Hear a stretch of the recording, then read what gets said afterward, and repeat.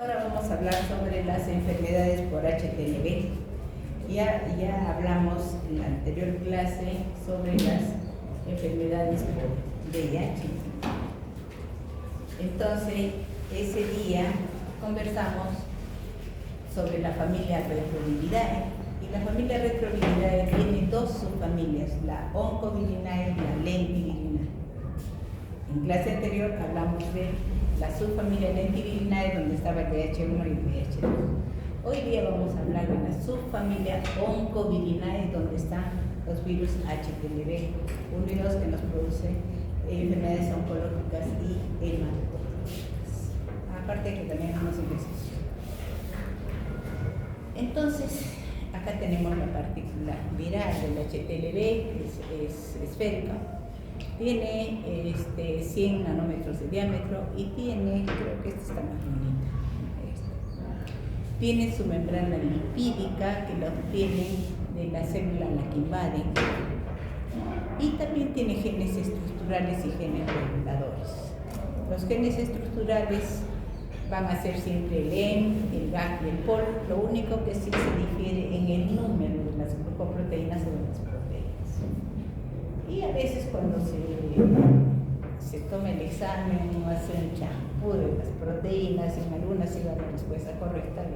Entonces ustedes tienen que saber bien cuáles son las glucoproteínas del VIH, cuáles son las en relación al gen EM, al GAG, al POL, para que no tengan problemas al responder la pregunta. Muy bien, entonces acá en el gen M vamos a tener dos glucoproteínas, la 46, que se llamaba 120, que era la 120 en el VIH, ¿no es cierto? 46, la que tenía mucha afinidad por las células CD4. ¿Sí? Y tenemos la glucoproteína 21, que era el clavito de la tachuela, antes era 41, acá es 21. Muy bien. Luego tenemos el gen GAG, que es la parte media prácticamente de la estructura de este virus, donde ya se tienen tres capas. Tenemos la capa más externa, es la proteína 19, la del medio es la proteína 24, y la que forma la cápside del virus es la proteína 15. Internamente vamos a tener el gen POL, donde está el RN viral, y las enzimas, proteasas, integrasas, nucleasas, etc. Pero también tenemos los genes reguladores, y los genes reguladores solamente van a ser dos, el gen TAX y el REX. El TAX, que es transactivador, que tiene que ver con la replicación viral. ¿Ve? Con la replicación viral. Y además promueve la proliferación celular y la oncogénesis. Promueve la oncogénesis, pero no es el responsable de la oncogénesis. El gen REX, que es el regulador post-transcripción. Aún no se sabe cuáles son los mecanismos de la transformación oncológica, ¿no? Se dice que el genoma del HTLV no contiene oncogenes, y más bien debería de mediar aparentemente la acción de la proteína TAX, que esta proteína TAX regula negativamente el gen de la beta polimerasa. Esta beta polimerasa es reparadora del ADN, pero como la va a regular negativamente, entonces va a ocurrir lo contrario. Además, inactiva al P53. El P53 es supresor de tumores. Entonces, como lo inactiva, entonces va a facilitar que se formen tumores. Además, hay acción transformante de la glucoproteína 46, o sea, aquella que forma la cabecita de la tachuela. Los linfocitos T infectados tienen receptores para la interleuquina 2, tienen cualquier cantidad de receptores para la interleuquina 2, y parece que eso también influye para la transformación oncológica. Y debe de mediar un fenómeno autocrino para la transformación neoplásica de los linfocitos. tenemos mucha cantidad de personas que están infectadas con este HTLV a nivel mundial. 15 a 20 millones de personas en el mundo se encuentran infectadas. Pero no todas ellas van a hacer enfermedad como ocurre con el VIH. Acá solamente el 3 al 5% de estas personas infectadas van a desarrollar alguna enfermedad relacionada a este HTLV. Y por ejemplo es endémico en el África, en América del Sur, en el Caribe.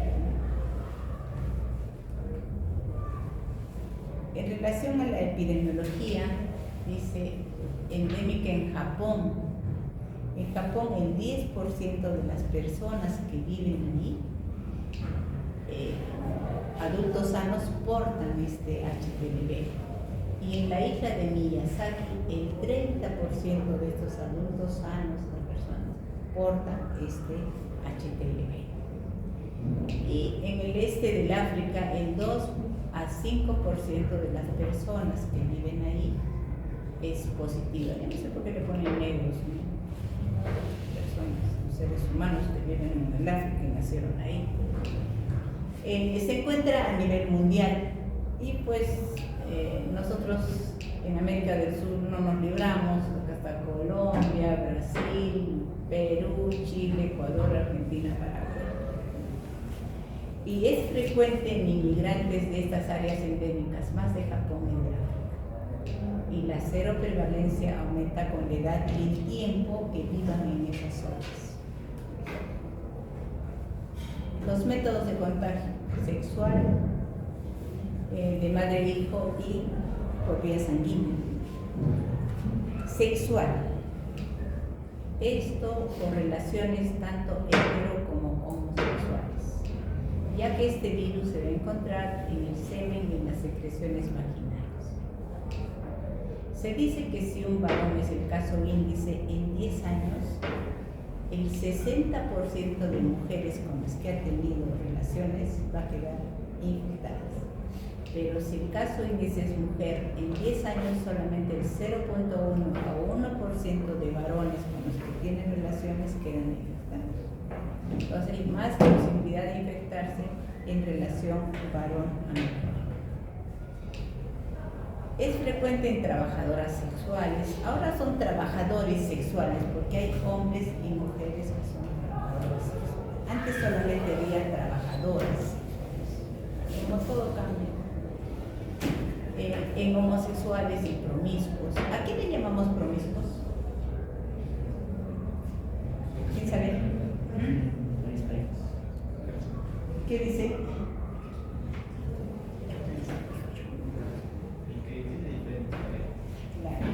En una semana pues va a 5 reuniones, en cada reunión pues tiene su pareja, ¿no?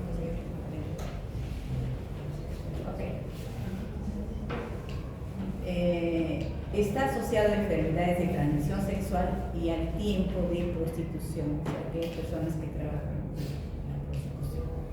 Se ha encontrado en homosexuales, en diferentes trabajos que han hecho en Trinidad, en Brasil, en Perú. En Perú, un trabajo que han hecho de prevalencia de trabajadoras sexuales. En el Callao van a encontrar 25% de trabajadoras sexuales infectadas según ese trabajo. En el Cusco 13.4%, en Lima 7%, en Iquitos 4.2%, y en Arequipa la doctora Edith Bravo hizo una tesis en 120 trabajadoras sexuales y encontró una posibilidad de 6.67% para el HPV en estas trabajadoras sexuales. La otra forma de contagio es vertical, o sea, de madre a hija. Es 3% el contagio que tiene el bebé de una mamá infectada, pero si no le da de lactar, solamente usa lactancia artificial, pero si le da de lactar, ya pasa a un 38% de esa positividad de infección en esa persona, en ese momento.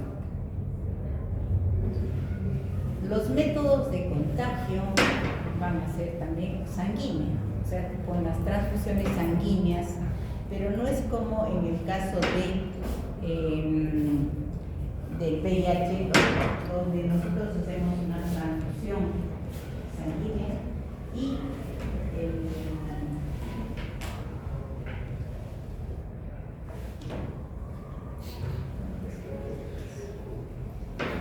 no es como en el caso de la infección VIH, donde nosotros hacemos una transfusión de sangre y las personas que reciben sangre quedan contagiadas, ¿no?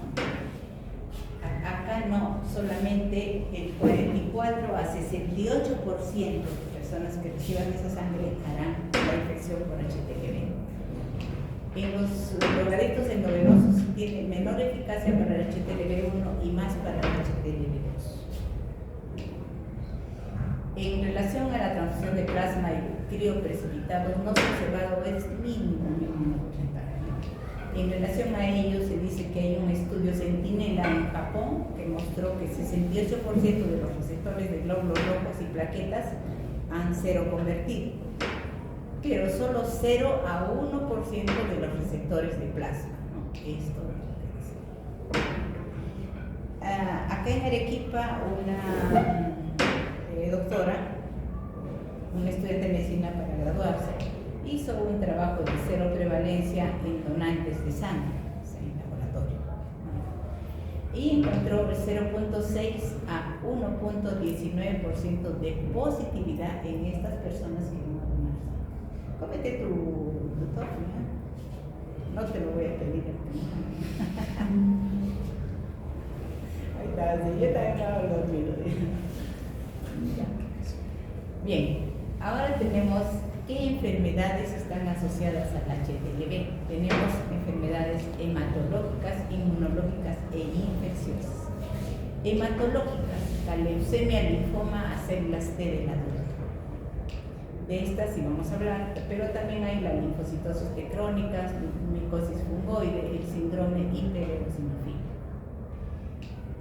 Dentro de las inmunológicas, la paraparesia espástica tropical, cuadro neurológico, que va acompañada de uveitis, polimiositis, síndrome seco, artritis subagudas y las infecciosis. Acá en las infecciosas tenemos la infestación por estrongiloides estercorales, la sarna noruega, de estos dos nos vamos a ocupar, y la dermatitis infecciosa infantil. Primero entonces hablaremos sobre la leucemia, linfoma a células T del adulto. Hasta 1977 prácticamente no eran muchos los casos de esta leucemia linfoma, pero se presentó como una epidemia en el Japón en la década de los 70. Y para esto este investigador Takatsuki hizo trabajos en las islas de Kyushu y Shikoku en Japón, pero también han hecho otros trabajos a nivel de África, del Caribe. En 1980 se aisló este oncovirus HTLV1 como responsable de estos casos de leucemia linfoma, y especialmente es frecuente en varones de 40 a 60 años.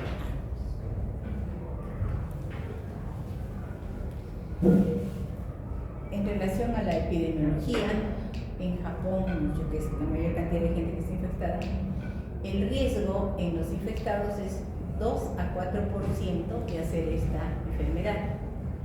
En cambio, en la población en general, que hagan esta leucemia linfoma, solamente 500 casos por año. En América Latina, también han habido otros investigadores, Pombo en Brasil, Blanca en Colombia y Argentina, que han hecho trabajos sobre esta enfermedad. En Jamaica, el 55% del linfoma no Hodgkin se encuentra en infectados versus 4 a 5% en la población general. Entonces pueden ver que en infectados se presenta mayor porcentaje, en la población general pues mínimo. O sea, aquellos que no llevan la infección VIH, pero que hacen esta leucemia. En el Perú, en el Instituto Nacional de Cáncer, de 300 nuevos casos de linfoma no Hodgkin al año, el 10% está asociado a HTLV1 en mayores de 50 años. En relación al cuadro clínico, ¿qué se dice? Se dice que esta leucemia linfoma a células T del adulto es una linfoproliferación descontrolada asociada al HTLV, donde los linfocitos TD4 van a infiltrar los nódulos linfáticos, las vísceras y la piel. En el cuadro clínico vamos a tener que el paciente presenta fiebre por largo tiempo, la presencia de linfadenopatías, fiebre, linfadenopatías y lesiones óseas y ocultares. Eso es lo que más caracteriza: fiebre, linfadenopatías, lesiones óseas y ocultares. Pero se podría acompañar además de todos cuadros de raíces. Al examen, ¿cómo vamos a encontrar al paciente? Va a estar pálido, puede tener dolor abdominal objetivo, esto debido a la hepatoesplenomegalia. Puede concomitar con ascitis y si hay compromiso respiratorio, así derrame pleural. En el laboratorio pedimos dosaje de calcio, hay hipercalcemia, hay anemia, neutropenia y trombocitopenia. Y hemos dicho que no se desarrolla en todos los infectados, sino solamente en cerca del 5%, dicen del 3 al 5% de los infectados, con una latencia de alrededor de 30 años. No es que yo me infecto y al toque hago una leucemia linfoma celular, no. Puede pasar hasta 30 años de la infección y recién hacen esta enfermedad. Y las fases de presentación son aguda, linfomatosa, crónica, latente, primaria, cutánea, tumoral. La aguda se presenta en un 57% y en ellos, lo que dijimos en la definición, va a haber infiltración de los linfonódulos, los ganglios linfáticos, afectación de las vísceras y de la piel. Los estudios que habíamos dicho que el calcio estaba aumentado, hipercalcemia, enzimas hepáticas anormales y lesiones líticas. Y la letalidad, o sea, la mortalidad por infecciones respiratorias e hipercalcemia. En las infecciones respiratorias, pues se asocia a un cuadro de inmunodeficiencia celular, ¿no? Hay las infecciones oportunistas por neumonía debido a neumocistis girovesi. Puede haber también meningitis por criptococos y en zonas tropicales la estrongilotiasis. Entonces son los cuadros oportunistas que se pueden presentar en esta infección y que en algunos casos puede llevar a la muerte. La presentación linfomatosa, crecimiento de cambios, un 19%, la crónica también 19%, y en la crónica las sobrevives a 5% y fallecen a los 4 años, más. La latente 5%. Siempre esta latente, crónica, linfomatosa, tienen que reagudizarse para que el paciente fallezca. Y la primaria cutánea tumoral, que solamente afecta la piel y el tejido celular subcutáneo en un 5%. ¿No? Acá, por ejemplo, dice solo la piel, ¿no? Con nódulos y tumores cutáneos. En el laboratorio, ¿qué vamos a encontrar? Tenemos un hemograma y hay una leucocitosis con linfocitos. Los leucocitos van a ser superiores a 100.000, una gran cantidad de leucocitos. Y lo que caracteriza son las células en flor, o sea, estos linfocitos van a tener los núcleos así hipnóticos, como si fuera una roseta, y la médula ósea va a estar infiltrada con presencia de linfocitos adípicos que tienen irregularidades nucleares, o sea, estos linfocitos. Si pedimos un ELISA para el HTLV va a estar positiva y además enzimas o pedimos dosaje de calcio, estará aumentado, enzimas hepáticas anormales, y en una radiografía encontramos lesiones líticas óseas.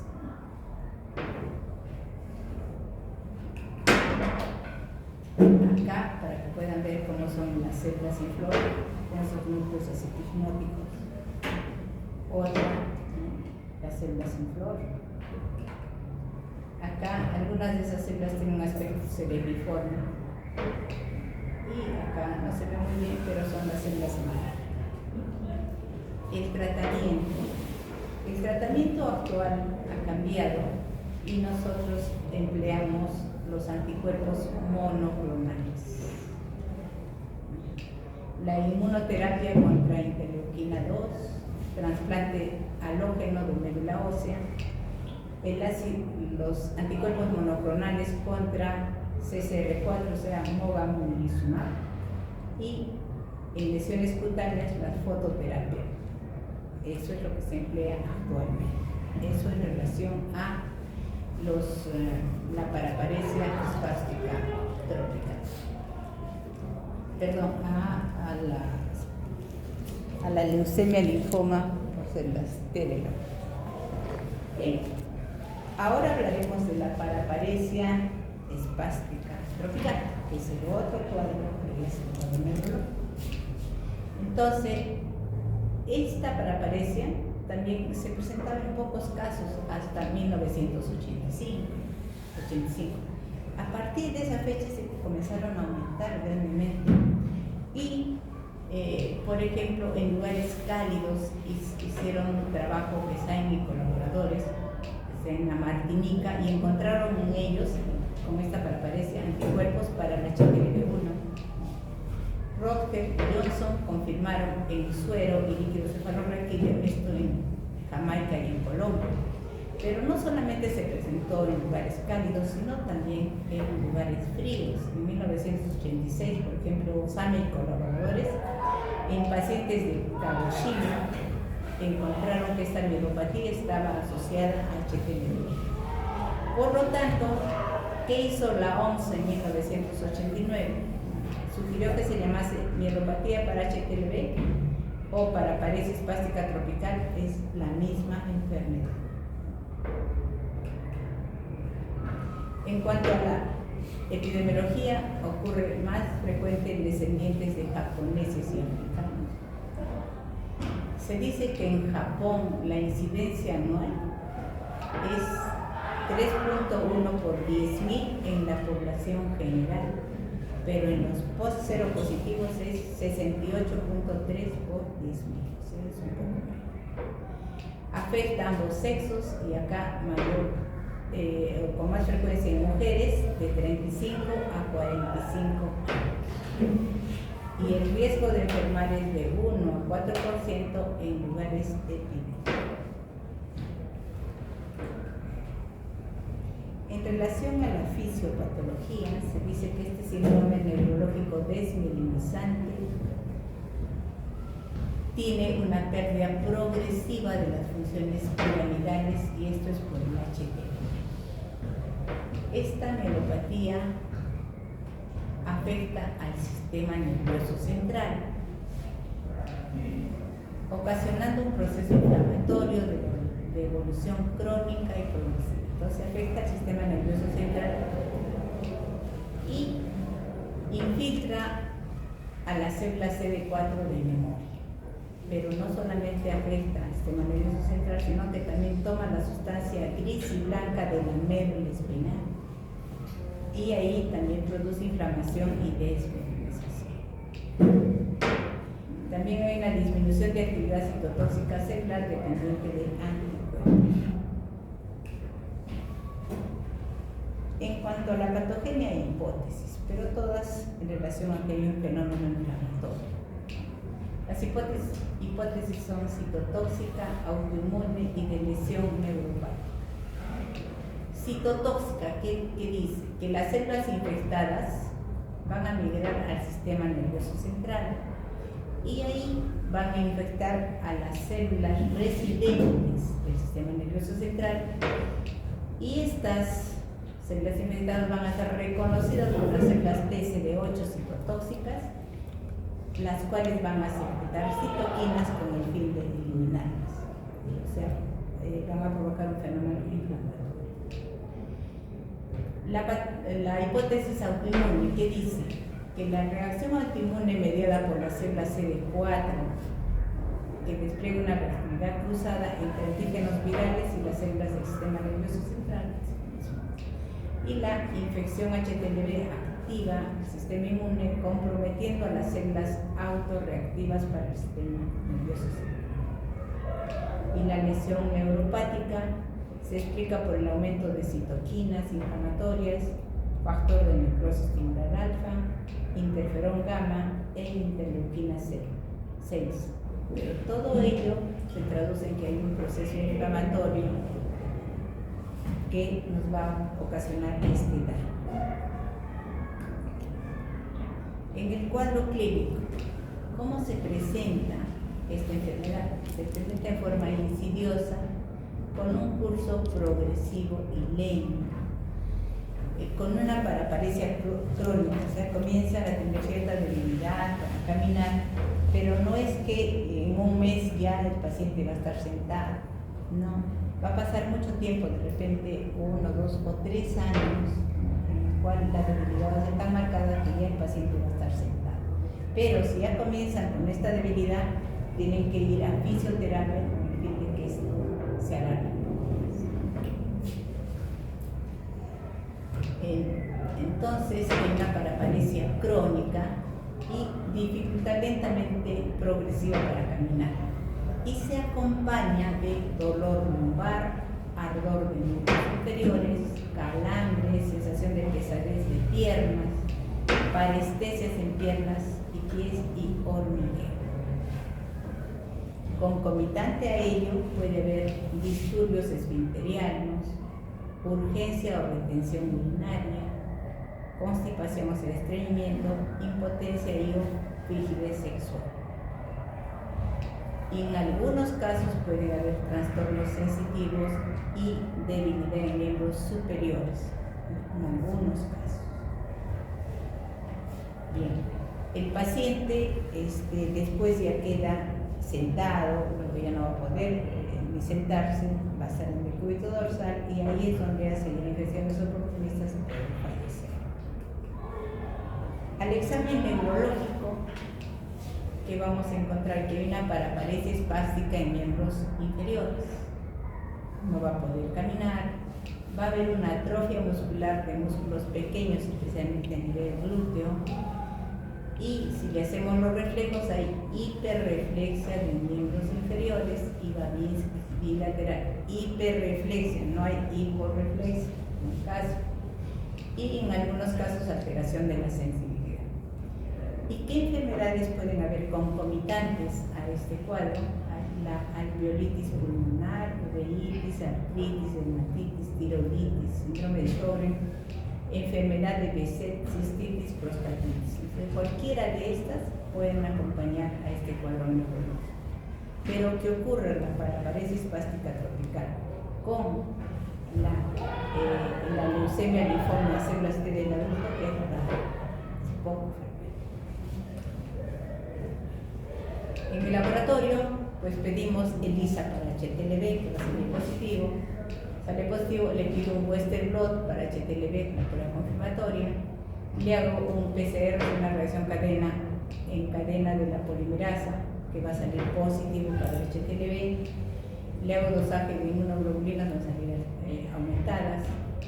Y también hay un incremento de citocinas, neoperin, factor de necrosis tumoral alfa, interleuquina 6 e interferón gamma. Entonces pido todo ello y pueden estar aumentados.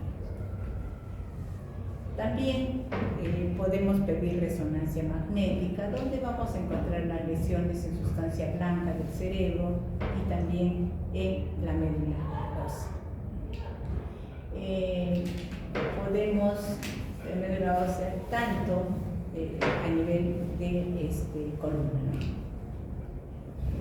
En líquido cefalorraquídeo, leve pleocitosis linfocítica y aumento de interleuquina G.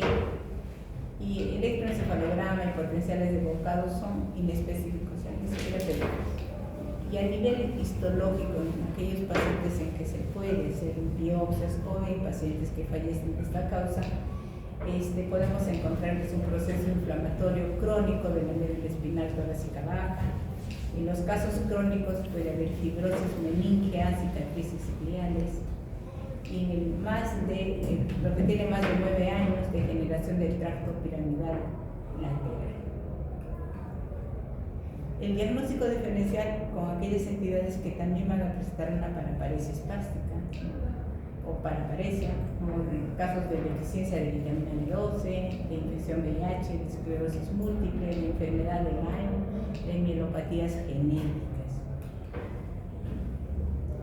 En relación al tratamiento, el tratamiento son corticoides. La hidrocortisona intratecal se pone casi para que vaya al cerebro.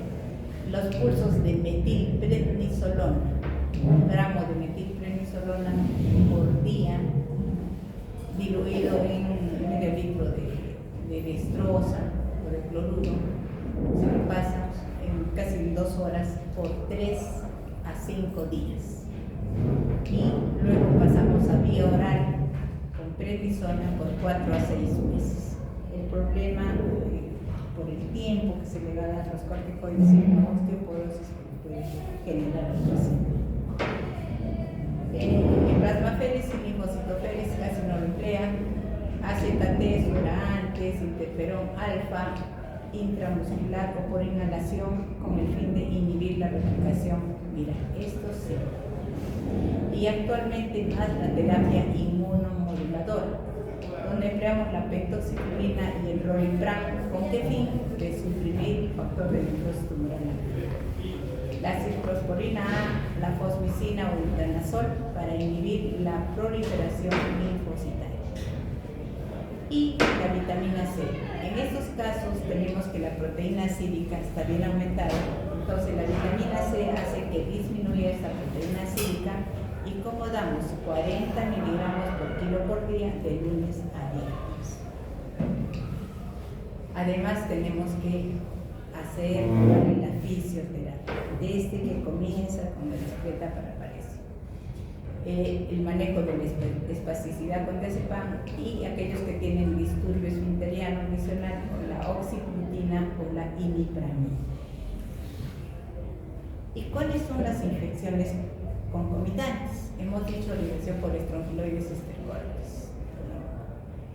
Esta estrongiloidiasis es muy frecuente en pacientes que tienen enfermedades tumorales, o sea, con tumores malignos, que son malnutridos, aquellos que tienen baja defensa, el caso de SIDA, operar por HTLV y la terapia con corticoides en trasplante renal.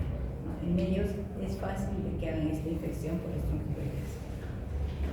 Se dice que hay unos 60 millones de estos pacientes con esta enfermedad a nivel mundial y mayormente los casos en Japón y América.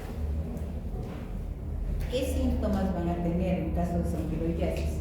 Hay una diarrea leve y esporádica y un discreto dolor abdominal. Entonces le piden un análisis de ese si le sale pues el estrongiloides. Entonces, ¿qué hacen? Le dan tratamiento con tiabendazol. El tiabendazol, y a la semana de que le han dado tratamiento le piden un control, o sea, un examen parasitológico, y vuelve a salir positivo. En esos casos en que hay resistencia al tratamiento con tiabendazol, ¿qué es lo que hacen? Le cambian de terapia a ivermectina, 200 microgramos por kilo por día por 2 a 3 días. Y a su vez piensan que pudiera estar infectado con el HTLV y le piden serología para este HTLV, ¿no? Eso es lo que se hace. La otra enfermedad es la sarna noruega. Acá tenemos una arañita que es el Sarcoptes scali. Este Sarcoptes nos produce la escabiosis. No sé si ustedes han visto algún caso de escabiosis. En Italia no sé tanto, no sé si el caso, tienen mucho cuidado. Pero ¿por qué se caracteriza? Porque es un cuadro que es muy pruriginoso. O sea, da un rascado tremendo, un escozor, se rasca. Entonces, mayormente en brazos, en piernas, en la cara anterior, tórax, abdomen. Y cuando nosotros examinamos, encontramos lesiones lineales de las caras. Pero, ¿qué pasa en la sarna noruega? Como es poco pruriginosa, va a haber lesiones, no va a haber mucho escozor, y va a haber lesiones hiperkeratóxicas, postrosas, diseminadas a nivel de todo el cuerpo. Y para tener diagnóstico tenemos que hacer una biopsia, un raspado de esas lesiones, y vemos al microscopio cantidad pues elevada de los sarcófados, esas arañitas, y también los huevos de ellos, ¿no? Eso es lo que se va a encontrar. Entonces, y nos va a dar las lesiones oportunistas y sepsis. El diagnóstico con la detección del ácaro en sus huevos, y el tratamiento: ivermectina 200 microgramos por kilo por día por 3 ciclos cada 2 semanas, y control cada 3 meses por 2 años. El protocolo es de prevención, que tienen que tener cuidado en la ropa de dormir, en que tienen que sacar las sábanas al sol, ¿no? Si no las pueden lavar al sol, y plancharlas, ¿no? Tanto las sábanas como las sábanas. Y esto generalmente, como ocurre en el África, y hay mucha gente muy pobre, donde a veces dicen, según lo que he leído, en una cama, por ejemplo, de hospital, puede haber una paciente que va cabeza para abajo y la otra va cabeza para arriba. 2 pacientes en una misma. Y si alguno está contagiado, pues el otro. O sea, todas esas cosas ocurren ahí en los hospitales. ¿Por qué hay menos escozor? ¿Qué es lo que dice la fisiopatología? Dice: la presencia del ácaro en la piel ocasiona una respuesta inmune de linfocitos CD4 de tipo TH2. Estos van a activar a los linfocitos B, que van a producir activación de los eosinófilos y también liberación de citoquinas del tipo IL4 e IL10. Estas van a inducir la proliferación de los mastocitos y liberación de aminas vasoactivas, y estas son las responsables del prurito en pacientes inmunocompetentes, en casos como nosotros. Cuando hay alteración de esta respuesta, ¿no?, entonces no va a haber mucho prurito y se va a presentar, va a ser más fácil de que esta sintomatología persista, y también que el parásito se replique rápidamente. Acá no puede ver bien, pero son placas hiperkeratóxicas diseminadas a nivel de todo el cuerpo. Acá tenemos en pierna que está flexionada. Este paciente con paraparesis espástica tropical, que también tiene las pápulas hiperkeratóxicas con erosiones óseas. Acá igual. No respetan ni el cuero cabelludo ni la cabeza, a diferencia de la escabiosis. Eso no toca la cara ni el cuero cabelludo. Igual acá otra fotografía, igual esta. Y esta entidad puede, o esta infección por HTLV puede también coexistir con otras infecciones virales. Así tenemos ahí una infección dual con el VIH en diferentes estudios que han hecho a nivel de los países. Nos limitaremos a decir que en Lima, por ejemplo, en un trabajo que han hecho de 594 trabajadoras sexuales con VIH, 466 tenían tanto HTLV1, aparte del VIH, y en ellas, en estos VIH, mayor tendencia a desarrollar el SIDA, ¿no? O sea, los que tienen infección viral o dual, más posibilidad de ser SIDA. Otro trabajo en Lima, de 522 peruanos VIH positivos, el 18.6% de varones y 5.3% de mujeres estaban coinfectados, o sea, tenían los dos. Y el doctor Botuso hizo un trabajo de mortalidad donde encontró 63.3% en VIH y una infección dual 80% de mortalidad. Y también se asocian a la tuberculosis, pacientes con tuberculosis, y en estos casos el curso de la tuberculosis es malo y el pronóstico también es peor. ¿Qué es lo que tenemos que hacer? La prevención. Pedimos un ELISA para HTLV en descendientes de grupos étnicos, de Japón, de África, se vienen por ahí. Screening para el HTLV1 en donadores de sangre. Uso de condón disminuye de todas formas el riesgo de transmisión. No se debe compartir agujas o jeringas. No donar sangre, semen ni órganos si son HTLV positivos. Evitar la concepción en mujeres serológicamente positivas. Ya han visto la cantidad de niños que salen infectados, mucho más si van a tomar lactancia materna. Por lo tanto, se debe de evitar lactancia materna. En los familiares de un HTLV positivo hay que hacer el estudio familiar, puede haber contagio. Y la consejería, que no significa dar consejos, sino tratar de hacer que las personas cambien su forma de ser, sus costumbres. Creo que está ahí. ¿Alguna pregunta?